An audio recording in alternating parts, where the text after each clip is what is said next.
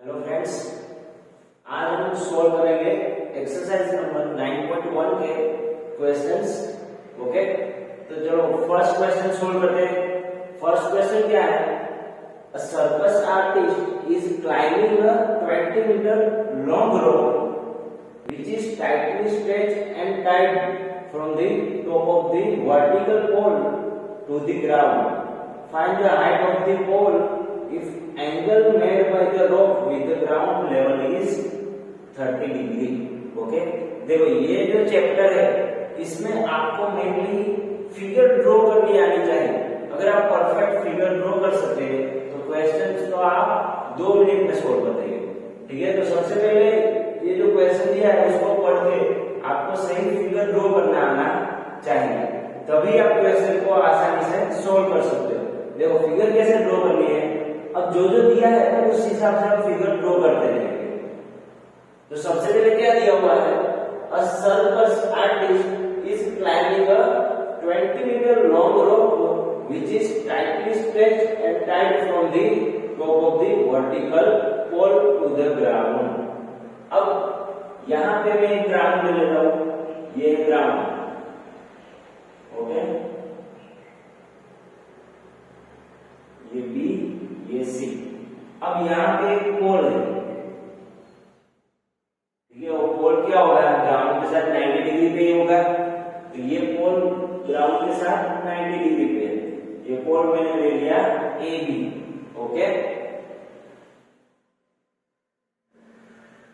अब नेक्स्ट क्या बोला है कि ये जो पोल है उसके साथ एक रोप बंधी हुई है। ओके, जो ग्राउंड को टच कर रही है। तो ये हमारी रोप हो गई जो क्या है ग्राउंड को टच कर रही है। अब उन लोगों ने क्या बोला है? Find the height of the pole. ये पोल की हाइट हमें फाइंड आउट करनी है। If the angle made by the rope and with the ground और रोप, इन दोनों के बीच का एंगल क्या बोला है? 30 डिग्री। ये दोनों के बीच का एंगल बोला है 30 डिग्री। तो हमें पता है कि भाई 30 की वैल्यूज तो हमारे पास है। ओके, सारे रेशियो की 30 डिग्री पे वैल्यू हमें टेबल में लिखी हुई है। तो अब कैसे सोल्व करोगे? तो और दूसरा क्या दिया है? 20 मीटर लॉन्ग रोप। ये जो रोप है उसकी लेंथ कितनी है? 20 मीटर। ओके, अब ये 30 डिग्री एंगल है, तो यहां से ऑपोजिट साइड में क्या हो जाएगी? A B. ओके, ये 30 एंगल से ये साइड क्या हो जाएगी? ऑपोजिट। और ये साइड क्या होगी? हाइपोटेन्यूज। समझ आ गया? ये लिखना तो हमें आता है। तो ऑपोजिट फाइंड आउट करना है। हाइपोटेन्यूज हमारे पास है, तो सबसे पहले तो ये देखो कि ये रेशियो कौन सा यूज कर, ऑपोजिट और हाइपोटेन्यूज। तो ऑपोजिट हाइपोटेन्यूज वाला रेशियो कौन सा है? तो ऑपोजिट हाइपोटेन्यूज वाला रेशियो क्या है हमारे पास? साइन। ओके, तो यहाँ पे क्या रेशियो लेंगे? साइन। तो ये साइन और एंगल क्या दिया है? 30 डिग्री इक्वल टू क्या होता है? Opposite upon hypotenuse. Therefore sin 30 equal to opposite side क्या है? A B. यहाँ पे ए बी लिख दो। हाइपोटेन्यूज साइड क्या है? ए सी। तो यहाँ पर क्या आएगा? ए सी। अब sin 30 की वैल्यू हम टेबल में से देख के लिख सकते हैं। sin 30 की वैल्यू क्या है? 1/2 एंड ए बी, तो ए बी फाइंड आउट करना है। और ए सी हमें दिया हुआ है। रोप की लेंथ कितनी है? 20 मीटर। अब क्या करो? ये 20 डिनोमिनेटर में इक्वल के इस तरफ गया तो मल्टीप्लाई में, तो क्या होगा? 1/2 इंटू 20 इक्वल टू यहाँ पे क्या बचा? ए बी। यहाँ कट होगा, देखो 10 2 जा और 2 1 जा, 2 2 कट। तो therefore A B equal to क्या बचा? 10 और डिनोमिनेटर में 1, यानी कि क्या लिख सकते हैं? सिर्फ 10। तो ये आ गया हमारा आंसर। ओके, यहाँ पे मीटर सेंटीमीटर लिखना है। ओके, ओके, तो AB इक्वल टू 10 सेंटीमीटर। तो AB क्या थी हमारी, पोल था, हाइट ऑफ द पोल, तो हाइट ऑफ पोल क्या आ गया 10 centimetre. Therefore height of the pole is 10 metre, sorry centimetre में मीटर। ओके, इस तरीके से हमें क्वेश्चन सोल्व करने हैं। समझ आ गया? चलो क्वेश्चन नंबर 2 सोल्व करते हैं। ठीक है, सेकंड क्वेश्चन क्या है, a tree breaks due to storm and the broken part bends so that the top of the tree touches the ground and making an angle 30 degree with it. The distance between the foot of the tree to the point where the top touches the ground is 8 meter. Find the height of the tree. अब यहाँ पे क्या है कि भाई tree खड़ा है, पेड़ खड़ा है, ठीक है, अभी बारिश जो कुछ आया तो क्या हुआ कि वो ट्री बेंड हो गया। अब जो बेंड हो गया, ठीक है, ये सपोज ट्री है तो यहाँ से बेंड हुआ, ये जो टॉप है वो ग्राउंड पे टच कर रही है। ओके, इस टाइप का कुछ फिगर है। अब कैसे ड्रॉ करो, देखो सपोज ये ट्री है, यहाँ पे मैं आपको दिखा रहा हूं, ये ग्राउंड है। ओके, ये ट्री है।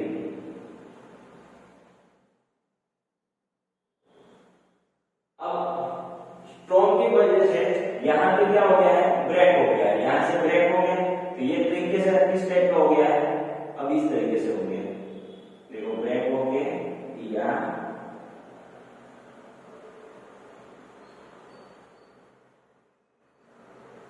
ओके, इसका जो टॉप ऑफ द ट्री है, टॉप पार्ट, वो क्या है ग्राउंड पे टच कर रहा है, इससे ब्रेक हो गया।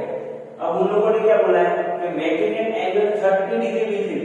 यहाँ पे जो ट्री टच कर रहा है वो ग्राउंड के साथ कितना एंगल क्रिएट कर रहा है 30 degree. Okay, and point where the top of the touch is ground is 8 metre, यानी कि ये टॉप से इसका डिस्टेंस कितना दिया है 8 मीटर। हमें क्या फाइंड आउट करना है, हाइट ऑफ द ट्री, यानी ट्री की हाइट फाइंड करनी है। अब ट्री की हाइट क्या होगी, सिर्फ इतनी होगी नहीं होगी ना, ट्री की हाइट क्या होगी, ये पूरी हाइट किसकी होगी। ओके, तो हमें ये पूरा फाइंड आउट करना है। सपोज मैं यहाँ पे ABC लिख रहा हूँ, ठीक है, तो ये यहाँ पे मुझे AB भी फाइंड करना है, AC भी फाइंड करना है, तो तभी तो ये पूरी ट्री की हाइट हो जाएगी ना। ओके, तो अब मैं नॉर्मल फिगर ड्रॉ करता हूँ।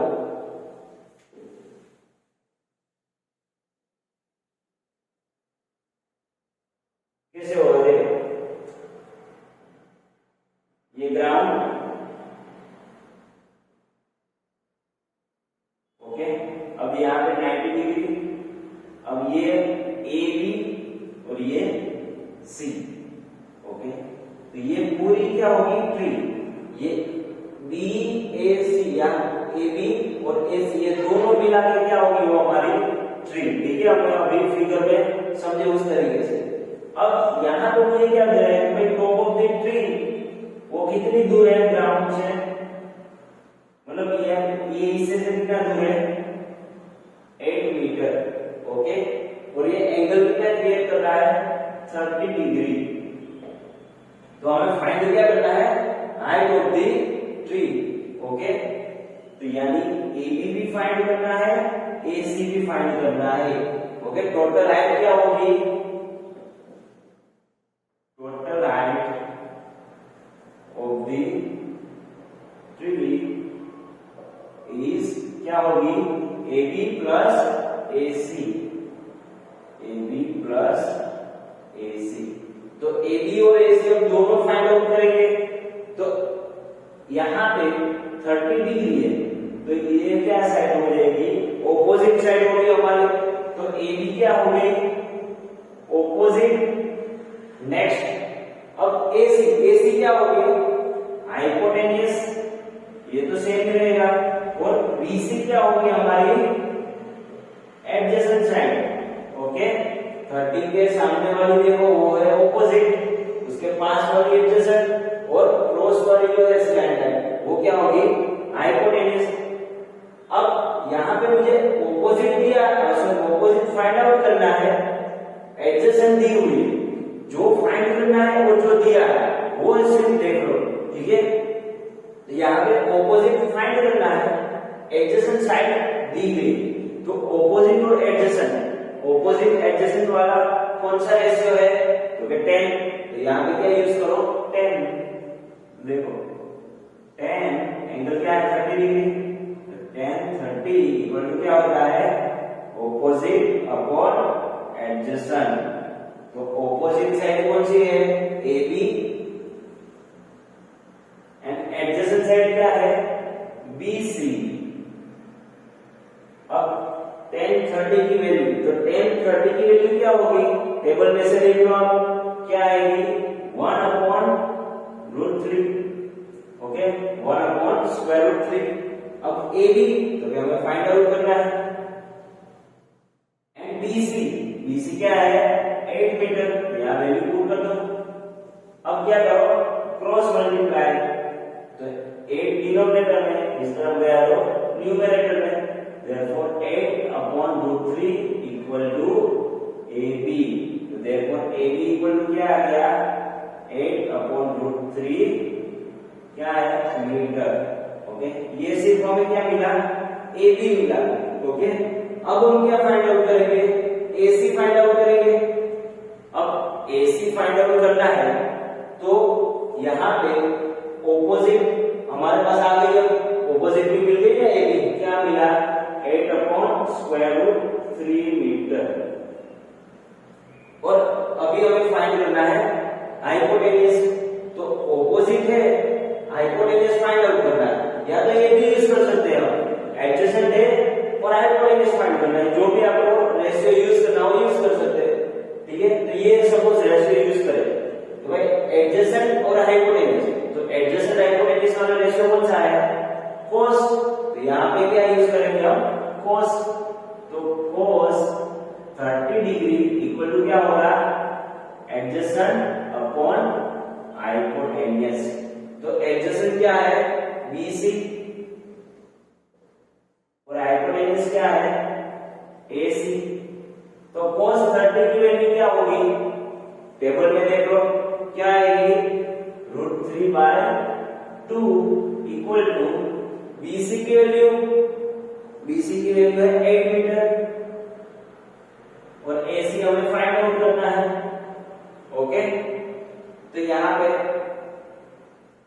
साइड में लिख देता हूं मैं, तो therefore अब यहाँ पे क्रॉस मल्टीप्लाई, AC यहाँ मल्टीप्लाई होगा और 2 यहाँ पे मल्टीप्लाई, तो √3AC इक्वल टू क्या होगा 2 8 जा 16, तो therefore AC इक्वल टू क्या होगा 16 अपॉन √3 मीटर, ये AC की वैल्यू आ गई, ओके।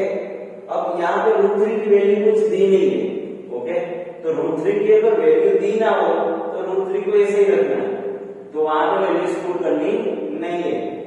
अब यहाँ पे टोटल 3 कौन सी होगी, AB और AC दोनों होगी, ठीक है, हमने पहले ही बोला, तो AB और AC यहाँ पे वैल्यू पुट कर दो, ये क्या होगा देखो AB क्या है 8 upon √3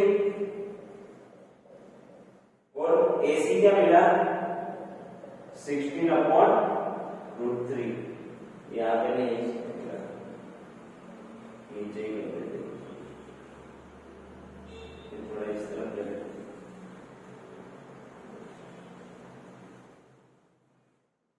therefore AB equal to 8 upon √3,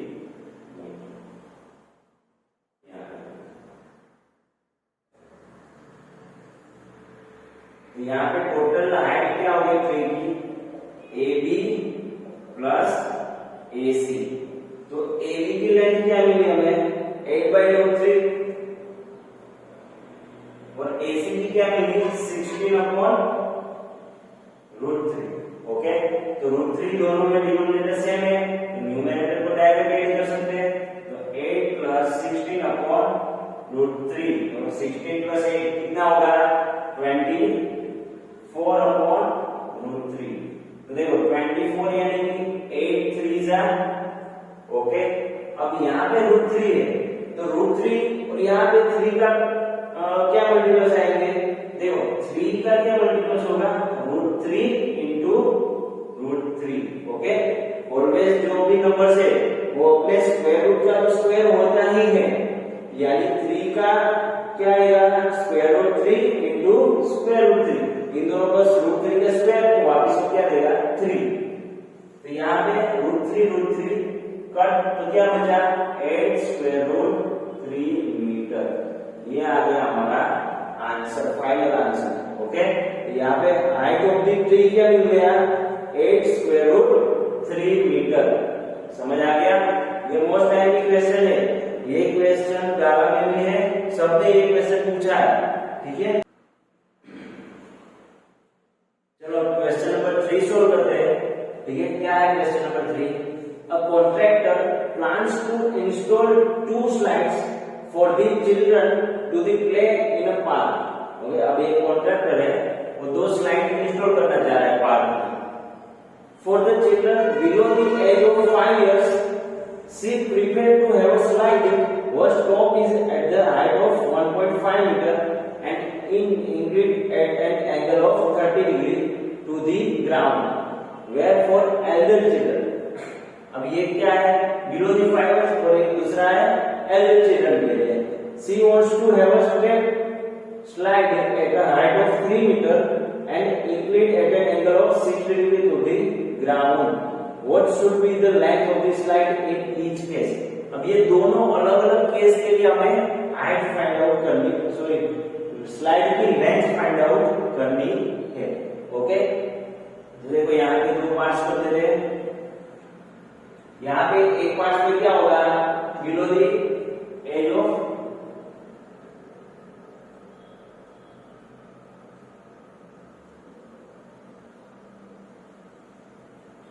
okay, and यहाँ पे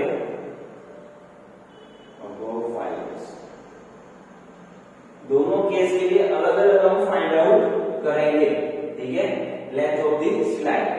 अब फिगर किस टाइप की होगी, देखो ये ग्राउंड है, अब यहाँ पे एक पोल तो होगा ना। ठीक है, स्लाइड क्या होती है ऐसे क्रॉस में होती है, लेकिन उसके लिए एक पोल तो होगा जो हमें क्या बोला है कितना है, prefer to have a slide whose top is at a height of 1.5 metre. ये हाइट कितनी दी हुई है 1.5 मीटर, और यहाँ पे ये है हमारी स्लाइड। ओके, ये नाम दे रहे ट्रायंगल ए बी एंड सी, ये राइट एंगल, और यहाँ पे एंगल कितना क्रिएट करता है to have a slide whose top is at height of 1.5 metre inclined at an angle of 30 degree. ये जो बिलो दी 5 years है उसके लिए एंगल कितना क्रिएट कर रहा है 30 डिग्री, और हमें फाइंड क्या करना है length of the height slide. Okay, तो यहां पे क्या होगा, ये साइड क्या हो जाएगी ऑपोजिट, ये क्या होगा हाइपोटेन्यूज। ओके, तो सेम यहां पर भी फिगर ड्रॉ कर देते हैं।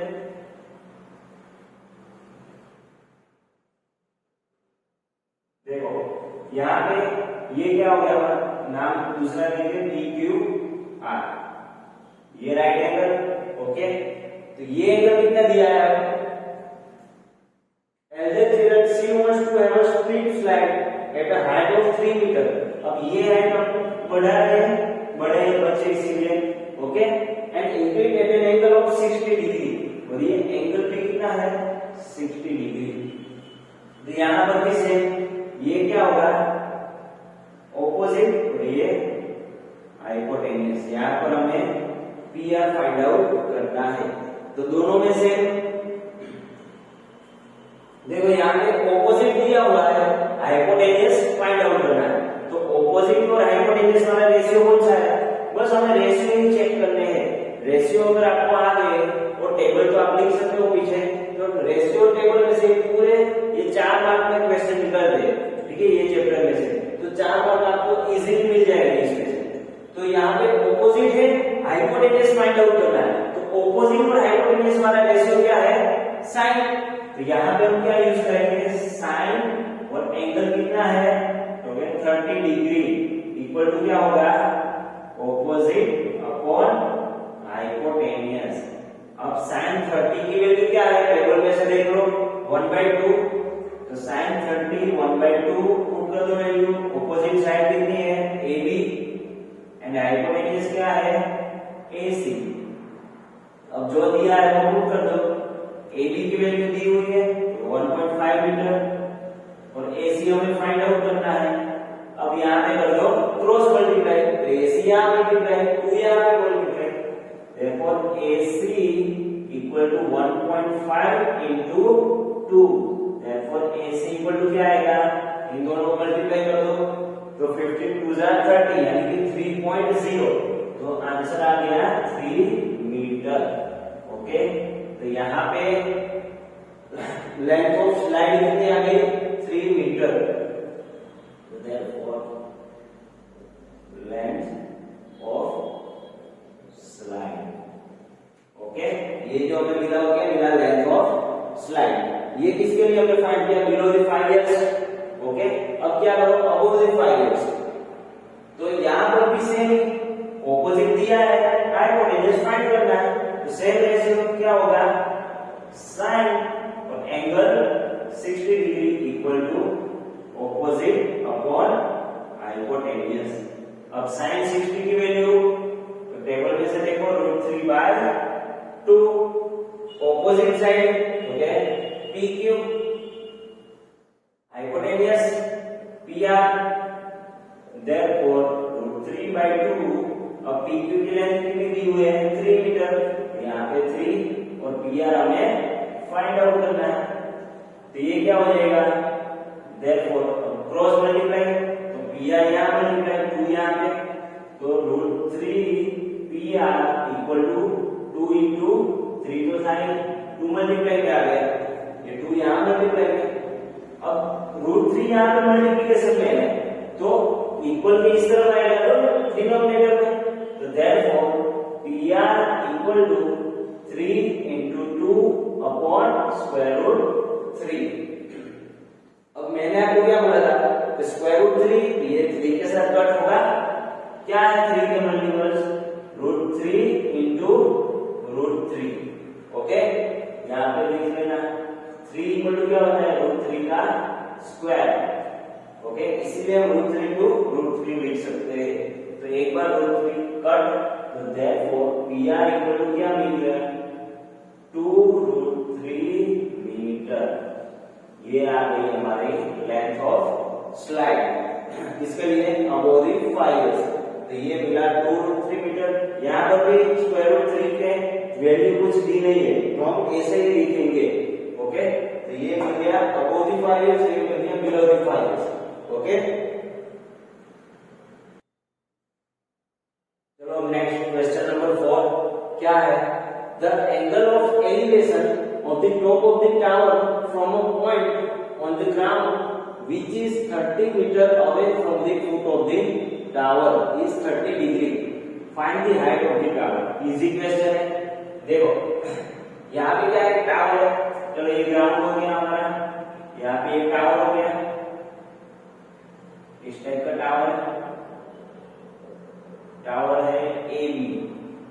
अब क्या बोला है, angle of elevation of the top of a tower from a point on the ground.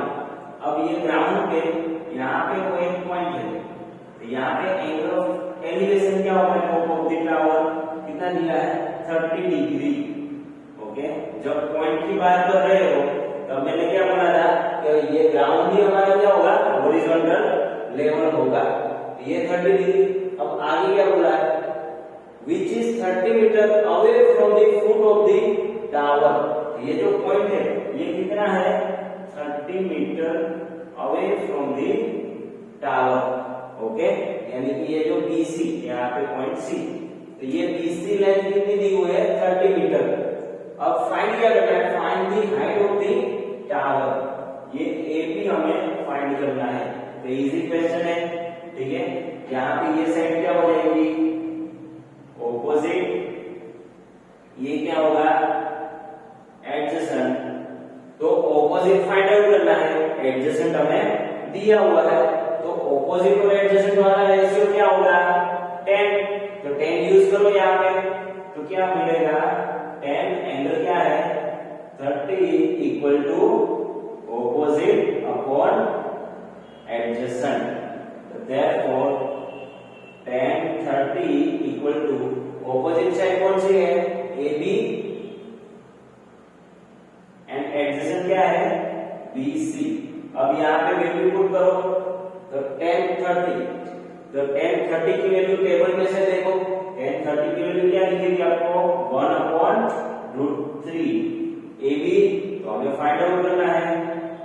और BC की वैल्यू क्या है 30 मीटर।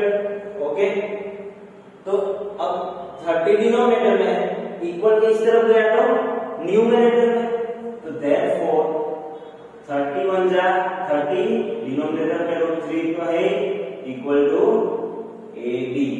ओके, तो यहाँ पे AB इक्वल टू क्या होगा देखो 30 है तो वो 3 के टेबल में आता है, यहाँ पे √3 है तो कट कर सकते हैं ना। अगर आपको सपोज कट करना नहीं आया तो आप क्या करो रेशनलाइज। अब ये रेशनलाइज कैसे हो, देखो डिनोमिनेटर में जो है √3 उसको उसी के साथ मल्टीप्लाई कर दो √3 के साथ। ओके, यहाँ पे √3 है तो यहाँ पर भी √3 के साथ ही मल्टीप्लाई, तो अब डिनोमिनेटर में मल्टीप्लाई किया तो न्यूमरेटर में भी मल्टीप्लाई करना पड़ेगा, तो ये ऊपर भी मल्टीप्लाई करो क्योंकि तभी बैलेंस रहेगा ना। तो यहाँ पे क्या आंसर आ गया देखो 30 इंटू √3 अपॉन √3 इंटू √3, तो आंसर क्या होगा 3 हो जाएगा, दोनों का स्क्वायर है 3 का स्क्वायर तो स्क्वायर रूट और स्क्वायर कट, तो आंसर क्या बचा सिर्फ 3। अब यहाँ पे कट हो सकते हैं तो कर दो tan 3 जा 30 ये 3 3 कट, तो देयरफॉर AB इक्वल टू क्या मिल गया tan√3 मीटर में ना मीटर, तो ये आ गई हमारी हाइट ऑफ द टावर। तो therefore height of the tower is tan√3 metre. ये आ गई हमारी टावर की हाइट। यहाँ पर भी √3 की वैल्यू दी नहीं है तो हमें लिखनी भी नहीं है, ठीक है। चलो next question, question number 5। A kite is flying at a height of 60 meters above the ground. The string attached to the kite is temporarily tied to a point on the ground. The inclination of the string with the ground is 60 degrees. Find the length of the string, assuming that there is no slack in the string. क्या दिया है, सबसे पहले उसकी figure draw करते हैं। देखो ये ग्राउंड है, ये हो गया हमारा ग्राउंड। अब यहाँ पे एक पतंग है जो कि आप फ्लाई कर रहे हैं। ओके, पतंग जो फ्लाई करेंगे, ठीक है।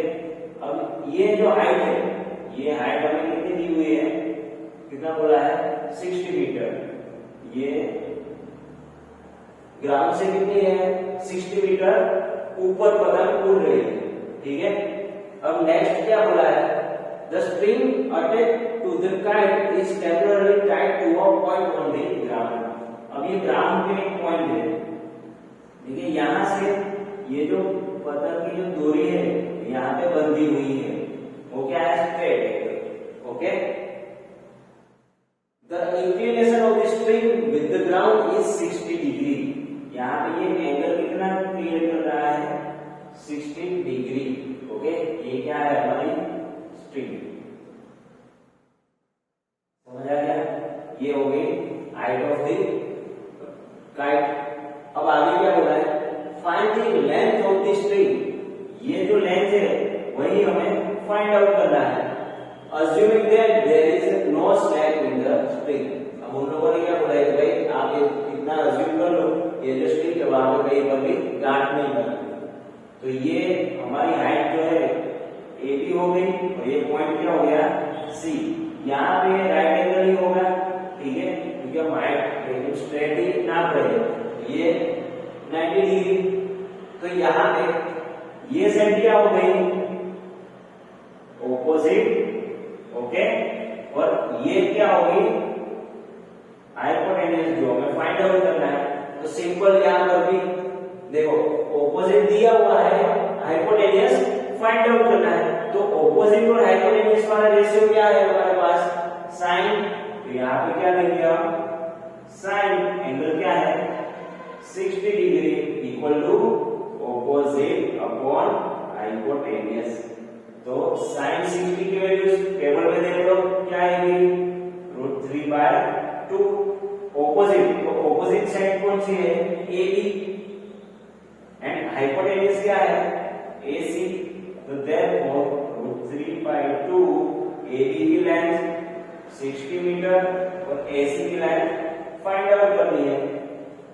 यहाँ पे क्या कर दो क्रॉस मल्टीप्लाई, तो √3AC इक्वल टू 60 इंटू 2, तो यहाँ पे क्या होगा ये √3 मल्टीप्लाई में इस तरफ गया तो डिनोमिनेटर में, therefore AC equal to 60 into 2 upon √3।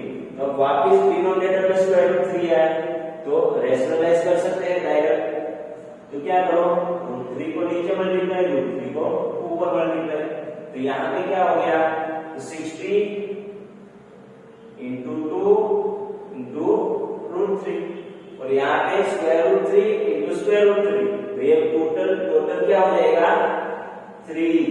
Okay, क्योंकि देखो 3 3 जा 9 √9 9 का स्क्वायर रूट क्या मिलेगा 3 मिलेगा, तो यहाँ पे कट कर सकते हैं, क्या होगा कट यहाँ पे 23 जा, ओके, तो ये 3 3 कट, तो यहाँ ऊपर क्या बचा 20 इंटू 2, तो 22 जा 40, तो ये क्या हो गया 40 square root 3, therefore AC equal to क्या मिलेगा 40 स्क्वायर रूट 3 मीटर। ओके, तो यहाँ पे मुझे height of string length of string कितनी हो गई, तो length of string therefore length of the string is 40 square root 3 metre. Okay, तो यहाँ पर भी स्क्वायर रूट 3 का वैल्यू नहीं दी है तो ऐसे ही रख देंगे, ठीक है, तो ये आ गया 40 स्क्वायर रूट 3। समझ में आया? इस टाइप के क्वेश्चन ये चैप्टर में से निकल सकते हैं, और इस बार रिड्यूस सिलेबस में सिर्फ एग्जांपल 1 to 3 और ये एक्सरसाइज 9.1 में 1 से लेकर 5 बस इतने ही क्वेश्चन है। अब इसमें से अगर इजी पेपर निकल रहा है तो इसी में से कोई 4 मार्क में पूछेंगे, ठीक है, तो ये 8 क्वेश्चन तो आपको आने ही चाहिए। ओके, बाकी के एक्स्ट्रा करो ना करो, लेकिन ये 8 क्वेश्चन तो आपको आने ही चाहिए, ठीक है। ओके, चलो, थैंक यू।